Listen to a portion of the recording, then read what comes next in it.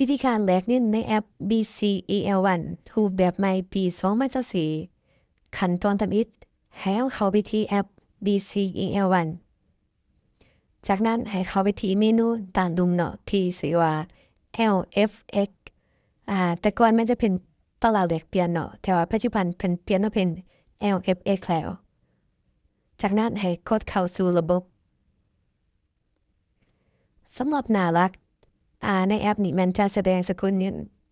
ต่างๆเนาะเลขสกุลเงินก็คือดอลลาร์บาทและก็หยวนหน้าที่2ก็จะเป็นหน้าแลกเปลี่ยนเนาะหน้าที่3มันจะเป็นประวัติการแลกเปลี่ยนผ่านมาของเฮาหน้าที่4มันจะเป็นหน้าฝากถอนสำหรับวิธีการแลกเงินก่อนอื่นหมดเฮาต้องได้ฝากเงินเขาก่อนเนาะก็คือตัวอย่างเฮาอยากแลกเงินบาทจำนวนเงิน 3,000 บาทเฮาต้องมาเบิ่งอัตราแลกเปลี่ยนก่อนว่าผู้ที่ต้องการขายเลทเท่าใดก็คือในนี้แม่นเลท683เนาะเฮาเอา 3,000 บาทมาคูณ683จะออกเป็นเงินกีบจำนวนนี้จากนั้นให้เฮาเข้าไปที่เมนูฝากถอนให้เฮาฝันเข้าไปจำนวน2,049,000กีบเนาะแสดงว่ามันตรงกันกับ 3,000 บาทนั่นเองจากนั้นให้กดฝากเงินแล้วกดต่อไปถือว่าการฝากเงินสำเร็จแล้วต่อไปเฮาเข้าไปที่หน้าแลกเปลี่ยนจะเห็นเงินเขาเนาะเป็นจำนวนเงินที่เฮาฝากเขาเมื่อกี้นี้อยู่ที่มุมซ้ายเทิงนั่นเองโดยวิธีการแลกเงินแม่นให้เฮาเข้าไปที่หน้าแลกเปลี่ยน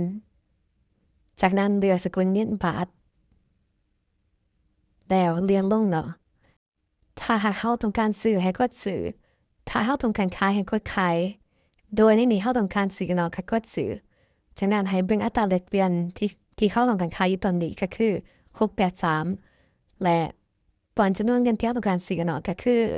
3,000 บาทเนาะจากนั้นเลือกจุดประสงค์เอาเป็นหยังก็ได้ตามที่เฮาจะเลือกเป็นค่าสินค้าแล้วให้เฮากดยืนยันซื้อระบบจะถามอีกครั้งให้เฮากดยืนยันขึ้นแบบนี้แปลว่าสำเร็จเนาะให้กดตกลงเงินเดือนจะเข้าทันทีเนาะเฮามาเช็คเบิ่งอยู่ประวัติจะเห็นมุมซ้ายเทิงเขียนเงินเข้าแล้ว 3,000 บาทเนาะแล้วเฮาเข้าไปที่เมนูฝากถอนจากนั้นเลือกถอนเลือกสกุลเงินบาทเลือกถอนทั้งหมดเนาะ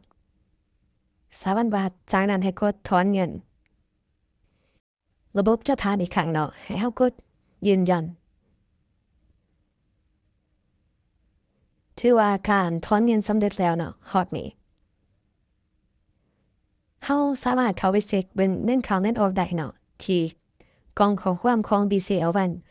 แจ้งเงินที่ถอนออกไปแล้วก็เงินที่ไหลออกมาเนาะจำนวนเงิน 3,000 บาทเมื่อกี้นี้มาฮอดนี้ที่ว่าสำเร็จการ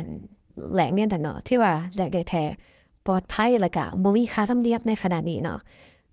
ส่วนอนาคตเฮาก็บ่รู้เนาะว่าเพิ่นจะ